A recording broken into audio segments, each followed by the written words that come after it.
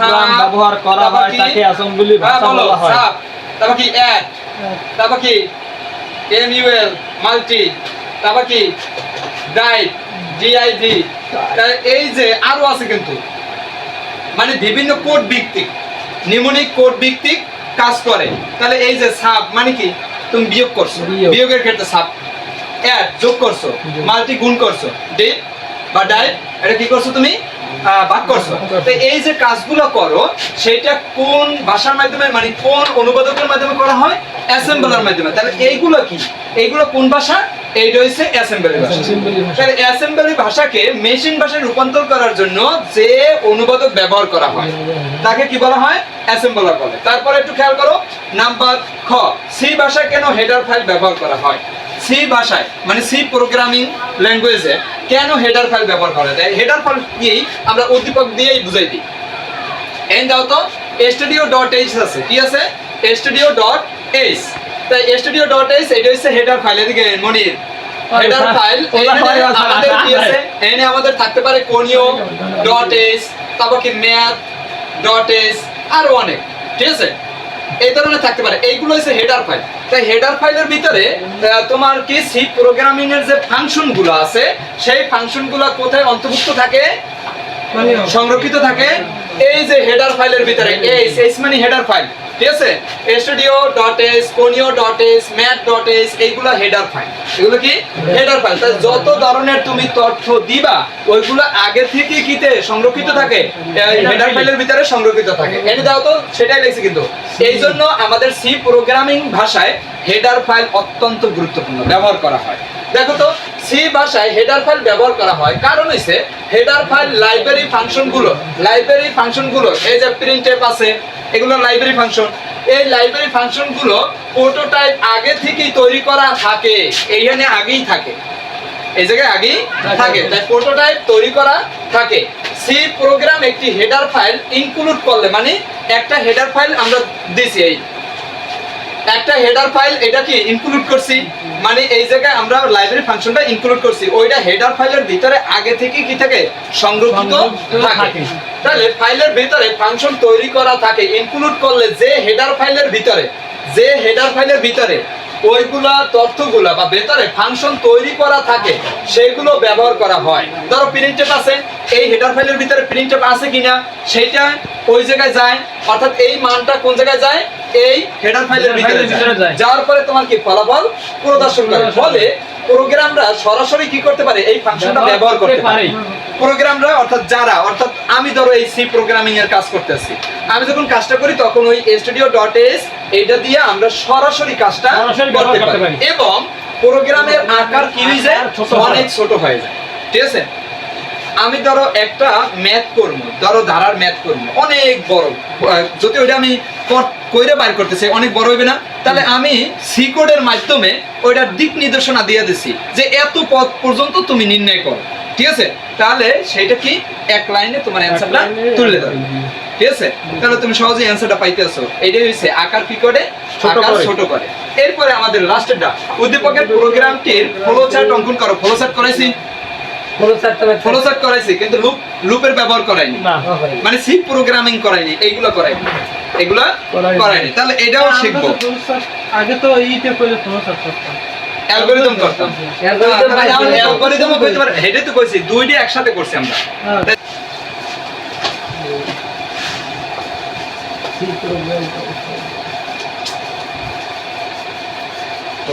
খেয়াল করো। আচ্ছা গ নাম্বারটা একটু দেখি, লাল কালি দিয়া না কালা কালি দিয়ে বাবা, কোনটা দিই? কালা দেন। আচ্ছা উদ্দীপকের প্রোগ্রামটি ফ্লোচার্ট অঙ্কন করো। তাই ফ্লোচার্ট অঙ্কনের ক্ষেত্রে আমাদের প্রথমে কি করতে হয়, শুরু করতে হয় যে কোনো কাজ। সি প্রোগ্রামিং শুরু করছি, কি করছি, শুরু করছি। শুরুর জন্য এই যে হ্যাশ ইনক্লুড, এই হ্যাশটা কিসের জন্য ব্যবহার করা হয় জানি, কম্পাইলার মানে অনুবাদক, কি অনুবাদকের কাজ করে, ঠিক আছে?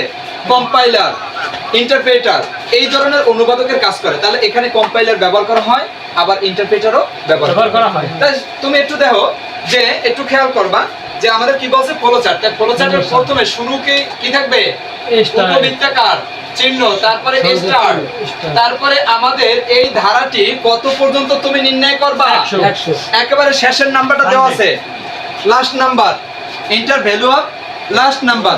তাহলে সবার শেষের নাম্বার যদি দেওয়া থাকে সেটার ইনপুট নেওয়া লাগে না। কি লাগে না? ইনপুট নেওয়া লাগে না, কারণ সবার শেষের সংখ্যা তুমি জানো, জানো না? জানি। তাহলে ইনপুট নেওয়ার দরকার নাই। তাহলে কি নিব?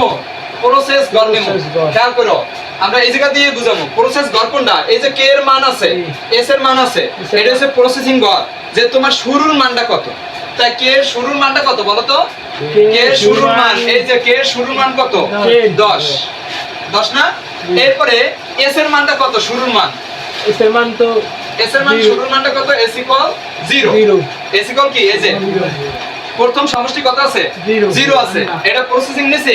তারপরে এই মানটা আমাদের কি করতে হবে? কন্ডিশনে নিতে হবে, কন্ডিশনে যাচাই করতে হবে যে কন্ডিশনে কত দূর পর্যন্ত যাইতে পারবো। কে লেস দ্যান ইকুয়াল কত? 100 পর্যন্ত। তাহলে আমরা কে এর মান বৃদ্ধি করতে করতে কত পর্যন্ত বৃদ্ধি করব? কত করে বৃদ্ধি করব? 10 করে বৃদ্ধি করব। 10 করে বৃদ্ধি করতে করতে আমরা কত দূর যাইতে পারবো? 100 পর্যন্ত যেতে পারবো। তাহলে আমাদের এখানে কন্ডিশনে আসবে কি তাহলে বলো? যে কন্ডিশনে আসবে আমাদের কে এর মানটা আমরা আগে করছি আই দিয়া, কিন্তু এখানে দেওয়া আছে কি? কে। তাহলে যেটা দেওয়া থাকবে ওইটা। তাহলে কে এর মান কত দূর যাবে? Less than equal 100। ঠিক আছে? তাহলে এই যে সিদ্ধান্ত বক্স, এই জায়গায় আমরা সিদ্ধান্ত নেব না। এই সিদ্ধান্ত বক্সের ভিতর কয়টা রেজাল্ট আসবে? দুটি। যখন আমাদের ইয়েস আসবে বা নো আসবে, ধরো নো আসছে, আমাদের কত আসছে? নো। নো যখন আসছে, কে এর মান ধরো 101 হইছে, তার মানে 100 থেকে বড় হয়ে গেছে, তাহলে তো নো হইবে। খেয়াল করো, তাহলে কি আসবে? নো। ধরো কে এর মান কত? 101। 101 কি 100 থেকে ছোট না বড়? বড়, তার মানে নো। তার মানে আর যাবে না, কে এর মান আর বৃদ্ধি পাবে না। তাহলে কি হবে? আমাদের প্রিন্ট হবে। কি প্রিন্ট হবে? ফলাফল প্রিন্ট হবে। তাই ফলাফল কি চাইছে তোমার? যোগফল, এস। এই যে এস দেখছো, তাহলে প্রিন্ট কি হবে? Print S. ওকে, তাহলে আমি ফলাফল পাইছি। এখন আমার কি করতে হবে? শেষ। তাহলে সবাই শেষ চিহ্ন কোনটা? এটা, এটা শুরুর চিহ্ন, শেষ চিহ্ন। তাহলে সবাই শেষে আবার উপবৃত্তাকার দাও, তারপর ইন কর। ওকে, এটা হচ্ছে সামান্তরিক। এটা কি? Diamond box. ঠিক আছে? তারপরে আমরা যখন ইয়েস দিছি, খেয়াল করো কি দিছি? ইয়েস। ইয়েস দিছি, তার মানে একটু বুঝি। ধরো কে এর মান তুমি পাইছো 50। কত পাইছো? 50। বাড়াতে বাড়াতে 50 পাইছো। এই 50 কি 100 থেকে ছোট না বড়? ছোট। ছোট, তার মানে কে এর মান আরো বাড়বে। যতক্ষণ পর্যন্ত 100 কে ওভারটেক না করবে, সমান হইতে পারবে, সমান হইতে পারবে, কিন্তু 100 বড় হইতে পারবে না।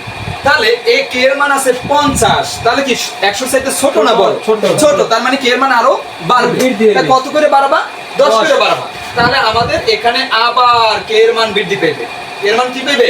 বৃদ্ধি পেবে। তাই কে এর মান কত করে বৃদ্ধি পেবে? কে ইকুয়াল কে প্লাস 10, মানে কে এর যে আগের মানটা তার সাথে কত করে বাড়বে? 10 করে। ধরো কে এর মান আগের মান কত হইছে? 50। এই 50 এর লগে 10 বাড়াবা 60। এই 60 টা কোথায় যাবে? কন্ডিশনে যাবে। চেক করবে, চেক করবে, করার পরে এখানে 60 পাইছো, 60ও কি 100 চাইতে ছোট। তাহলে আবার কি করবে? আবার ইয়েস দিয়ে আবার মান পরিবর্তন করবে, করে আবার কন্ডিশনে যাবে।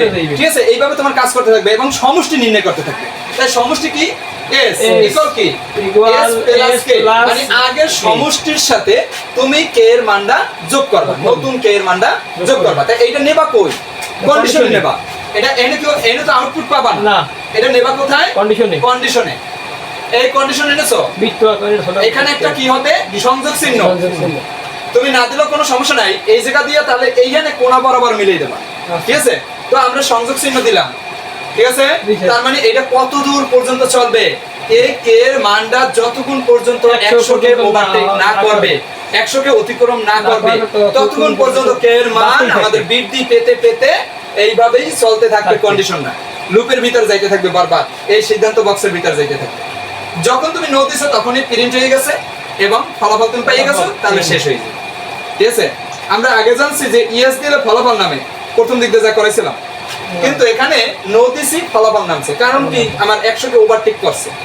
তাই 100 কে ওভারটেক করলে আর সমষ্টি থাকবে না। আমার আমি সমষ্টি নির্ণয় করবো কত পদ পর্যন্ত? ওই মানে এন এর মান সর্বশেষ মান কত? 100। তার মানে 100 যখন পামু তখনই আমাদের ওই পর্যন্ত সমষ্টি নির্ণয় করতে পারবো। তারপরে বেশি হইলে আমরা সমষ্টি নির্ণয় করতে পারবো না। তার মানে ওই 100 পদের তা নেমে যাবে। মানে 100 সংখ্যাটা পর্যন্ত নামে যাবে। তো হইছে হলো স্যার পারা যাবে। এটা ক নাম্বার? এটা যদি পারি আমরা কত পাবো? 3 এর 3 মার্ক পাবো। এরকম যে ডু হুইল লুপ ব্যবহার করে লেখো, এইটা আমরা ডু হুইল লুপ করব। ঠিক আছে, এখানে কয়টা লুপ পাইছি? এখানে ধরো আমাদের কোশ্চেনটি দেওয়া আছে ফর লুপে। কিতে দেওয়া আছে? ফর লুপে। আমরা করব কিতে? ডু হুইল লুপে পরিবর্তন করব, অর্থাৎ ফর লুপের জায়গায় আমাদের ব্যবহার করতে হবে ডু হুইল লুপ। তাই ডু হুইল লুপ ফরের জায়গায় ডু হুইল লুপ লেখলে তো হবে না, এই ডু এবং হুইলের তো কিছু গঠন আছে, এই গঠনটা তো আমাদের জানতে হবে। তাহলে আমরা আগে জানি নি, এখানে লেখা দিই। ধরো ফর লুপের এখানে যেটা দেওয়া আছে, ফর লুপের ভিতর কি হয়? প্রথমে আমাদের ইন্ট হয়। ইন্ট বলতে কি? ইনিশিয়ালাইজেশন, মানে শুরুর মান, মানে আই এর মানটা কি হবে? আই এর মান। তারপরে থাকবে কন্ডিশন। কন্ডিশন মানে কি? ওই যে সিদ্ধান্ত বক্সের ভিতরে যেটা থাকে শর্ত। তারপরে থাকবে কি? Increment, decrement. প্রত্যেকটা জিনিস সেমিকোলনের ভিতরে থাকবে, ইনক্রিমেন্ট, ডিক্রিমেন্ট। ঠিক আছে, এই সেমিকোলন দিছি। দেখো তো এখানে আছে ইনিশিয়ালাইজেশন, কে এর মান কত? 10। তারপর কে কত দূর পর্যন্ত যাবে? 100 পর্যন্ত। এটা বলে কন্ডিশন বা শর্ত। তারপরে ইনক্রিমেন্ট, ডিক্রিমেন্ট, বাড়ছে না কমছে? বাড়ছে, তাহলে ইনক্রিমেন্টের মানটা বসবে কে ইকুয়াল কে প্লাস 10। এই তো। তারপরে কি হবে? তোমার এখানে স্টেটমেন্ট আসবে। কি আসবে? স্টেটমেন্ট। ঠিক আছে, কি আসছে? স্টেটমেন্ট আসবে। তারপরে এই যে এই পর্যন্ত ঠিক থাকবে, তারপর প্রিন্ট। ঠিক আছে সব। তো এই ফর লুপের গঠন দিলাম, ফর লুপের গঠন এই থেকে মানে এই থেকে এই পর্যন্ত তো এক থাকবে, এই প্রিন্ট, এইটা সবারই এক থাকবে, খালি লুপটা পরিবর্তন হবে। কিসের পরিবর্তন হবে? লুপটা। তাহলে এখন আমাদের কি লুপ? এটা কোনটা পরিবর্তন করবো? Do wheel loop. তাহলে ডু হুইল লুপের পরিবর্তনটা দেখি। ফর লুপের জায়গায় যদি ডু হুইল লুপ ব্যবহার করি, হুইল লুপ, তাহলে স্টেটমেন্টটা আসবে কিরকম? প্রথমে আমরা ডু দিলাম, ডু ছোটাতে ডু দিছি। তারপরে ডুর ভিতরে আমাদের কি হবে? প্রথমে স্টেটমেন্ট থাকবে। প্রথমে থাকবে কি? স্টেটমেন্ট কোনটা? যেটা দিয়ে তুমি মানটা বের করতে পারবা। কোনটা দিয়ে মানটা বের করবা বলো তো? কোনটা দিয়া? ওই যে কি মান বের করবা এখানে? সমষ্টি, এস এর মান। কোনটা দিয়ে পাবা? এস ইকুয়াল এস প্লাস কে। এটা স্টেটমেন্ট। এটা কি? স্টেটমেন্ট।